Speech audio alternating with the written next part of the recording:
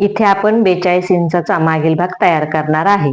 तर बघा इथे आता मापे समजून घेऊया. तर 10.5 इंच छातीचं माप, 1.5 इंच शिलाई मार्जिन, कमरेचं माप 10.5 इंचावरती आणि 1.5 इंच शिलाई मार्जिन.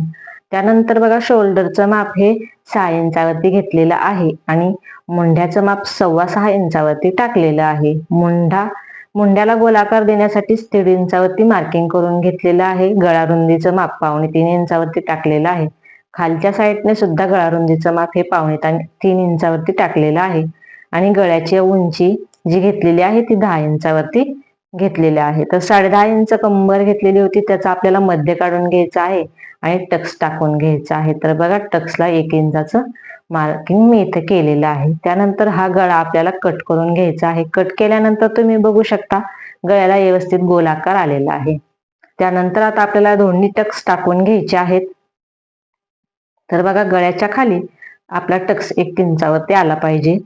बघा टक्सला टिप मारताना आपल्याला दोन्ही साईडनी टक्स लॉक करून घ्यायचं आहे आणि डबल टिप मारायची आहे. तर इथे दोन्ही टक्स टाकून झालेले आहेत. आता आपल्याला कमरेला पट्टी जोडून घ्यायची आहे. तर कमरेची पट्टी जोडण्यासाठी मी 1.5 ते 2.25 इंचाची घेतलेली आहे. त्याला अशा पद्धतीने दुमडून घेतलेलं आहे. अर्धा इंच, पाव इंच दुमडून घ्यायचं आहे आणि टिप मारून घ्यायची आहे. टिप मारून झाल्यानंतर बघा हे आपल्याला कमरेला जोडायची आहे. तर आपल्या इथे अर्धा इंच शिलाई मार्जिन असतं, ते धरत आपल्याला ही टिप मारायची आहे. टक्सचे जे एक्स्ट्राचे कापड आहे ते आपल्याला व्यवस्थित दुमडून घ्यायचं आहे. त्यानंतर बघा इथे आपण दाबटीप टाकून घेणार आहोत. अशा पद्धतीने इथे आपली दाबटीप टाकून झालेली आहे.